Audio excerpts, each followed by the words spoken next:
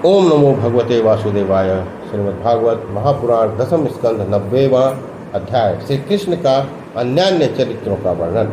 श्री सुखदेव जी बोले, हे महाराज, द्वारकापुरी में श्री कृष्णचंद्र सर्वदा विराजे। रिद्धि सिद्धि यदुवंशियों के घर घर विराजे। सब मनुष्य स्त्रीगण आभूषण ने तरह तरह के नवीन वस्त्र बनवावें, तरह तरह के सुगंधित वस्त्र लगावें। हे महाराज, झाड़ बुहार देकर छिड़कने की सुंदर चीज़ें छिड़कवाएं। वहाँ से दूर रहने वाले व्यवसायी मनुष्य तरह तरह की चीज़ें बेचने आए। इधर उधर इतनी खुशी छाई हुई थी कि वहाँ के रहने वाले तरह तरह के कौतूहल करें। जगह जगह पर ब्राह्मण वेद का उच्चारण करें। घर के लोग मारे खुशी के मंगलमय पुराण आदि सुने और सुनावें। सज्जन साधु लोग सर्वथा रात दिन हरि यश गावें। सारथी सब रथ घुड़ बहल जोत जोत कर राजा के द्वार पर लगावें। रथी महारथी सामंत अश्वपति सूर वीर रावण योद्धा आदि राजा की गुहार करते आज्ञा में तत्पर रहते। गुणवान मनुष्य नाचे गावे, बाजे बजावे और रिझावे।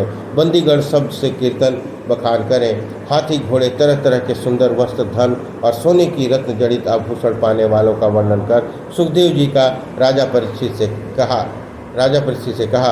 एक ओर तो इस प्रकार राजा उग्रसेन की राजधानी में तरह तरह के कौतूहल के साथ खुशियां मनाई जाती थी। दूसरी ओर श्री कृष्ण जी आनंद कंद 16 सहस्त्र 108 सुसज्जित युवतियों के साथ नित्य आनंद करें।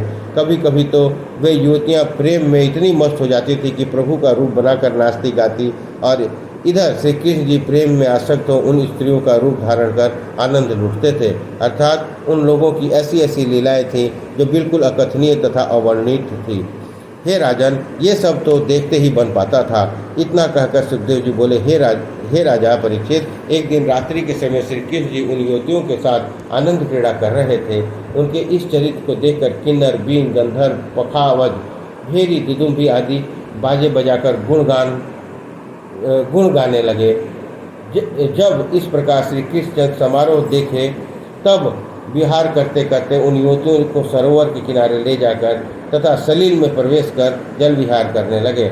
वह जल क्रीड़ा ऐसी हुई कि सब युवतियाँ कृष्ण के प्रेम में मुग्ध हो गईं और वे अपना तन मन की सुधि बिल्कुल ही भूल गईं।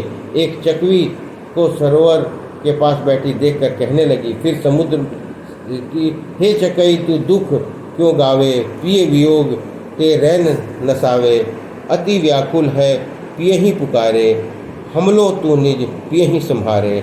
हम तो तिनकी चेरी भई, ऐसे कहीं आगे को गई। फिर समुद्र से कहने लगी, हे नदीश, क्या तुम जो लंबी लंबी श्वासें लेता है और दिन रात जगता है, अतः क्या किसी का तुझे वियोग है? 14 रत्नों के जाने से शोक करते हो। फिर चंद्रमा को देखकर बोली, हे सती बलवान, क्षय रोग से ग्रस्त होने के कारण तुम क्षीण होकर अपनी किरणों से अंधकार का नाश करने में असमर्थ दिखाई दे रहे हो। क्या जिस प्रकार मुकुंद भगवान ने प्रेम भरी वाणी से हम युवतियों को पगली बना दिया है, उसी प्रकार तुम भी हो गए हो। इतनी कथा कहकर सुखदेव जी राजा परीक्षित से कहने लगे, हे राजन, इस प्रकार सब प्रेम से में मतवाली युवतियाँ पवन, मेघ, पर्वत, नदी, कोलिल, हंस आदि से अनेकानेक प्रकार की बातें कहती थीं।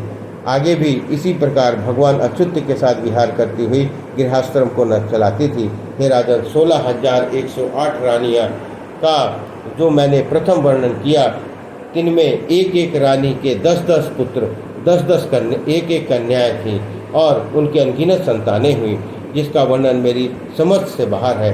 पर मैं इतना जानता हूँ कि यदुवंशी बालकों को पढ़ाने वाले शिक्षकों की संख्या 3,88,100 थी।